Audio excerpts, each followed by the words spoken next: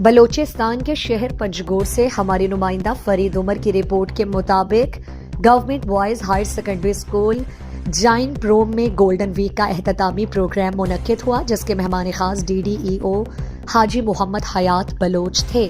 جبکہ معتبرین، علم دوست نوجوان اور دیگر موجود تھے۔ پروگرام میں گولڈن ویک کے دوران تقریری مقابلہ، پینٹنگ، بلوچی چاپ، کیلیگرافی، اردو اور انگلش تقریر، نغمے اور دیگر کھیلوں میں جیتنے والے بچوں اور بچیوں میں انعامات تقسیم کیے گئے۔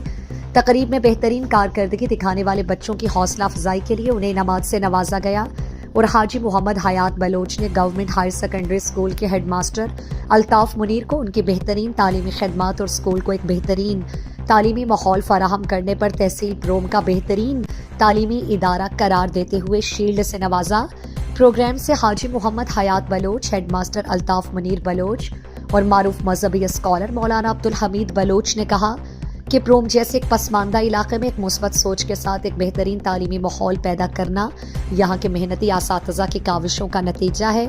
پروم کے بچے ہر میدان میں اپنا لوہا منوانے کے لیے ہمہ وقت تیار ہیں اور اگر انہیں کسی بھی میدان میں موقع دیا جائے تو وہ ہر مقابلہ جیتنے کی طاقت رکھتے ہیں۔ انہوں نے کہا کہ پروم میں تعلیم دوست اور واقعین کا جذبہ اور یہاں کے بچوں کی ذہانت دیکھ کر بہت متاثر ہوں اور پروم جیسے ایک پسماندہ اور زندگی کی بنیادی سہولیات سے محروم